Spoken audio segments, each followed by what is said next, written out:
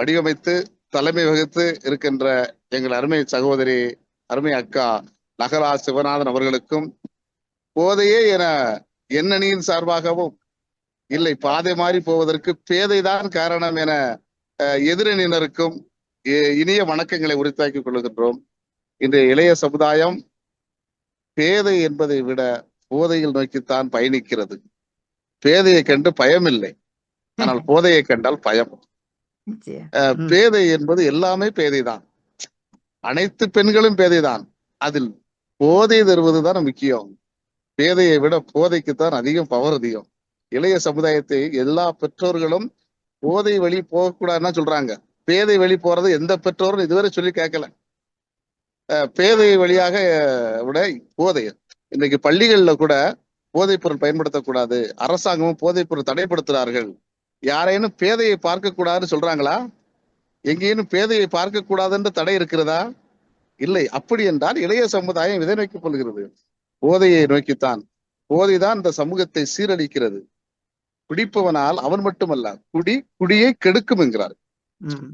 அதை போட்டிருக்கும் அந்த ஒரு பாட்டல்ல, அந்த மது பாட்டல்களிலே இருக்கிற வாசகம் குடியை கெடுக்கும் என்கிறார்கள். அப்போ ஒரு குடியை கெடுக்கும் என்று அதைத்தான் சொல்கிறாளே தவிர ஒரு பேதை குடியை கெடுப்பாள் என்று இல்ல. பேதை வந்தால்தான் அவன் பாதையே சரியாக சீர்திருத்தப்படும். நீங்கள் பேதையை பார்ப்பது தப்பல்ல, அது பாதையை செப்பனிடுகின்ற ஒரு வழியாகத்தான் பேதை இருக்கிறாள். ஆனால் போதை அவன் செல்லுகின்ற பாதையை கரடுமுரடாக மாற்றும். அவனுடைய பண்பு நலங்களை சீர்குலைக்கும். போதையில் தள்ளாடினால் அவன் மட்டுமல்ல, அவன் குடும்பமே அழிந்து விடும் என்பதற்கான உதாரணங்கள் அதிகம் இருக்கிறது. இளமையிலே இன்றைக்கு இளைஞர் சமுதாயம் போதையை நோக்கி இருக்கிறது. எல்லாரும் மயக்கத்தில் இருக்கவே விரும்புகிறான். நான் சொல்லுகிறேன், போதை மயக்கத்தை விட பேதை மயக்கத்தில் இருந்தாவது நல்ல வழி கிடைக்கும். பேதை மயக்கத்தில் இருந்தால் நல்ல வழி கிடைக்கும். ஆனால் போதை மயக்கத்தில் இருந்தால் நல்ல வழி அல்ல, கெட்ட வழிகள் கிடைக்கும். ரொம்ப உடம்புக்கு ஒரு வலிகளும் ஏற்படும். இன்றைய அதனாலதான் நாங்க பள்ளிகளை நாங்க சீரட்டு, புகை, கஞ்சா போன்ற பான்பராக்குகள் போன்ற போதை வாஸ்துகளை பயன்படுத்தக்கூடாது என்கிறார்கள். அரசாங்கம் தடைப்படுத்திருக்கிறது. போதைப் பொருட்கள் கடத்தக்கூடாது, கொண்டு செல்லக்கூடாது. நாம் கையிலே போதைப் பொருட்கள் இருந்தால் அரசு பண்ணலாம். எங்க தமிழ்நாட்டுல டாஸ்மாக் கடைகள் திறந்திருக்கும், அரசாங்கமே கடை நடத்தும். ஆனா குடிச்சிட்டு வெளியே வந்தா அரசாங்கமே பிடிக்கும். குடிப்பதற்கு கடை உண்டு, குடித்து விட்டு வெளியே வந்தால் அரசு செய்கிறாங்க. ஏன்னா அது தவறானது என்று அரசு சொல்லுகிறது. முரண்பட்ட கொள்கைதான். ஆனால் போதை இள வயதிலே போதை ஏற்பட்டால் ஒரு சொல்லுகிறான், நீ போதையை மட்டும் நீ உட்கொள்வனாக இருந்தால் உனக்கு முதுமை வராது, உன் வீட்டுல திருடன் வரமாட்டான் சொல்றாங்க பாருங்க. முதுமை வராது, திருடன் வரமாட்டான் அப்படிங்கிறாங்க. அப்ப நல்ல விஷயம் தானே. போதை உட்கொள்கிறவன் வீட்டுல திருடன் வரமாட்டாங்களாம், அவனுக்கு முதுமை வராதான் அப்படி என்று சொன்னார்கள். நான் விளக்கம் கேட்டேன், ஏன் போதை வந்தால் திருடன் வரமாட்டானா? இத புகை பிடிச்சவன் எப்பொழுதும் இருமிக்கிட்டே இருப்பான், அவனுக்கு தூக்கமே வராது. அந்த வீட்டுல திருடன் ஆடு முடிச்சிருக்கான்னு வரமாட்டானா.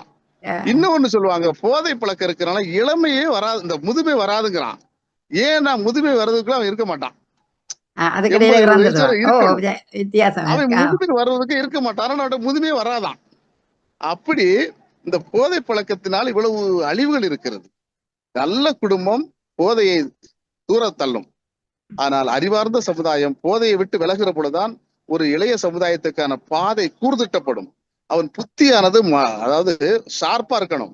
நீ பென்சிலாக இரு என்கிறார்கள், நீ ஷார்ப்பாக இல்லை என்றால் சீவி விடுவார்கள் என்கிறான்.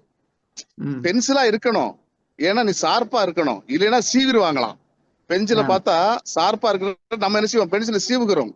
அப்படி ஷார்ப்பான அறிவு இருக்க வேண்டும் என்றால் அவன் போதைகளை தவிர்ப்பவனாக இருக்க வேண்டும். போதை உட்கொண்டால் அவன் பாதை மாறும், அவனோடு பாதை அல்ல. கூடா நட்பு கேடா முடியும் என்கிறார். தீயவை தீயை விட கொடியது, தீயவை தீயை விட கொடியது. அவன் உண்பவரை மட்டுமல்ல, அவனோடு வருபவரையும் அழித்து விடும். ஒரு முறைதான் சின்ன பையனை கட்டைப்பிடி குடிமா, ஒரு முறை பீடி பிடிச்சு பழகிக்கொண்டால் மறுமுறை அதை பழக்கப்படுத்திக் கொள்வான். ஒரு முறை தண்ணி அடிக்க கற்றுக்கொண்டால் மறுமுறை அதை பழக்கப்படுத்திக் கொள்வான். நட்பு வட்டங்கள் சேரும். அந்த ஒட்டுமொத்த வட்டமும் அந்த போதையால் அழிந்துவிடும் என்கிறத பல வரலாறுகள் காட்டுகிறது, பல எடுத்துக்காட்டுகள் காட்டுகிறது, பல மாணவர்களுடைய வாழ்க்கை சீரழிந்திருக்கிறது. நான் நல்லா இருந்தையா, என்னை திருத்திருக்கலாம், இந்த போதை வாஸ்து என் வாழ்க்கையே சிதைச்சு விட்டதுங்கிறாங்க.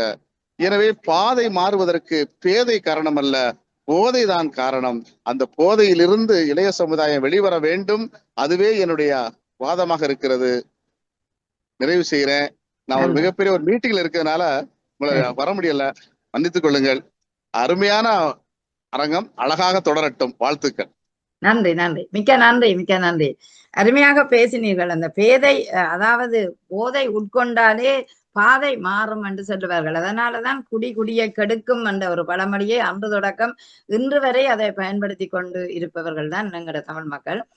இன்றைக்கு அந்த வன்முறைக்கு காரணம், அதாவது இப்படி போதை உட்கொண்டால் அவர் சாதாரணமான ஆளாக இருக்க மாட்டார், ஒரு வித்தியாசமான ஆளாக வரைகளை அந்த சண்டைகள் உருவாகுது. இன்றைய மாணவர்களிடையே பெரிய சண்டைகள் உருவாகுது.